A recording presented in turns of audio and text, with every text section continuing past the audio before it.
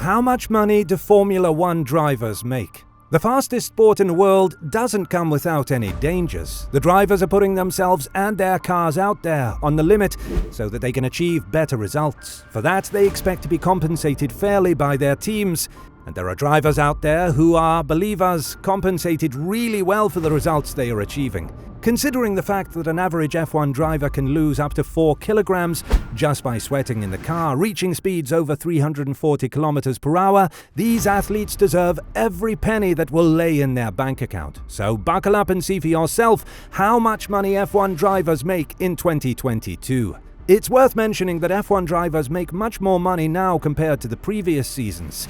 This comes due to multiple factors, depending on which years you compare. If you compare 2022 with 1960 and 1970, the sport wasn't really popular back then, and therefore it wasn't able to generate lots of revenue. Also, money was much more worthy back then due to the low inflation rate and a lower standard of living. Now the sport has lots of attention and is expanding globally, such is the case with the USA and South Africa, where new tracks are being built and old ones are returning to the calendar. Even if you compare the 2022 season with 2020, the COVID-19 infested one, you'll notice a huge difference in the revenue of the F1 drivers. For a driver to make more money in F1, it is crucial that his team is performing well. This means that it will be more in the spotlight of F1 and will bring more attention to the sponsors that are behind them. Also, at the end of the season, teams earn money depending on where they end in the Constructors' Championship. The higher the end, the more money they receive, meaning that the drivers can negotiate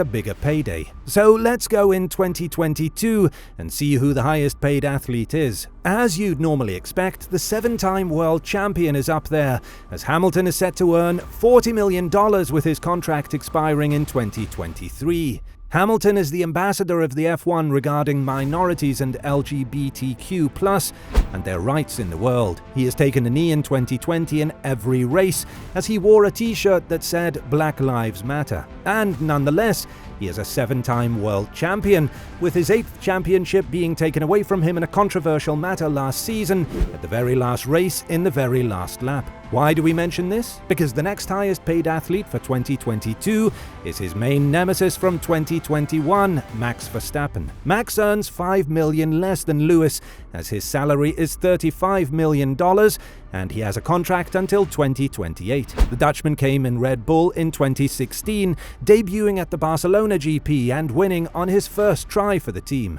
Ever since then, the team placed their hopes on Max to replace Vettel one day and to bring back the championship to Red Bull. This has worked out for them, as Max not only won the 2021 championship, but is the main protagonist to win it in the 2022 season, along with Charles Leclerc. The third on this list is, surprisingly to many, the old fox Fernando Alonso. Nando earns $20 million per season, with his contract expiring this year, as he's expected to drive a couple more seasons in Alpine. He has been phenomenal with this team, the one that brought him the championships in 2005 and 2006, as Alpine raced as Renault back then. If Alpine is a little more competitive, then Alonso would be much better than what we're seeing now. The 4-time world champion is next on the list, as Vettel is supposed to earn $15 million for the 2022 season.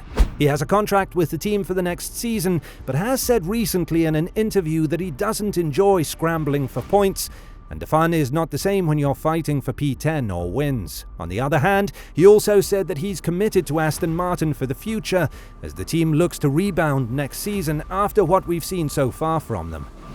The same amount of money goes to Daniel Ricciardo, as the Aussie has a contract until the end of the 2023 season with McLaren. However, he has been far away from what we are used to seeing from him, as he struggles to keep the McLaren under control and is constantly underperforming. The fact that Norris is completely outperforming him and earning much less money than him isn't helping either, so if Ricciardo wants to keep this money in the future, he'd have to step up his game. Leclerc's contract until 2024 gives him $12 million for the season, and after this season, it's likely that he'll seek some improvements in the payment. He has been phenomenal, with a couple of driver mistakes, but mostly team's blunders and missed tactics were the barricades that stopped him from winning races. His teammate Carlos Sainz Jr. is next on the list, as he's yet to extend his contract for 2023 and above. He earns $2 million less than Leclerc, and from our point of view, that is fair compensation given the fact of how the two drivers perform now. However, we must note that Sainz is more able to judge situations on his own compared to Leclerc. Such was the case in France, Monaco and Silverstone, all of them ending in amazing results just because he denied listening to his team. $10 million will go into the financial condo of Bottas and Stroll, as Bottas is earning the same amount of money as he earned in Mercedes. Stroll, however, is earning much more since his father is the owner of the team. It's safe to say that he doesn't deserve that money if we were to judge by his performance, as it's very bad. But he is also undergoing risks of crashing and injuring himself just to score points for the team, and although this process goes bad so far, he is trying. Sergio Checo Perez is next on the list with $8 million for the 2022 season, as he extended his contract earlier this season after his win in Monaco. Perez has proven himself to be a very valuable asset to Red Bull, especially with Max Verstappen's championship win last season. Not just that, Checo has had decent finishes this season, as he emerged as a potential championship candidate prior to Baku, following just 15 points behind Verstappen. Now he is far away from those dreams, but can still push for the P2 with Leclerc being there. $6 million are earned by Kevin Magnussen, who made a return to the sport after a one-year break, and we must say that they are well earned.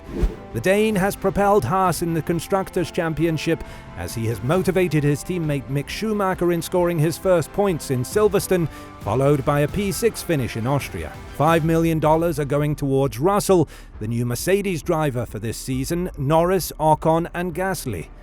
Russell is yet to prove himself in Mercedes, and although it's going perfectly well for him in his first season, the season is long.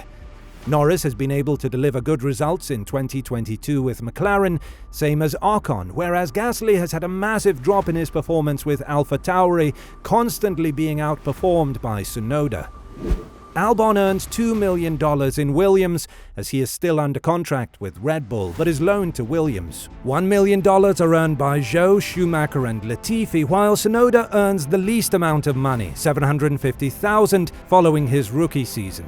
With his performance in 2022, this amount is likely to go up for the 2023 season and up. There you have it, the earnings of F1 drivers in 2022. Some of them earn more than you expected, while some earn less than they are supposed to. However, keep in mind that F1 drivers make lots of money from advertisements and sponsorships. This money is just from the F1 revenue itself. We hope that you enjoyed our video, and follow us for more content if you love F1.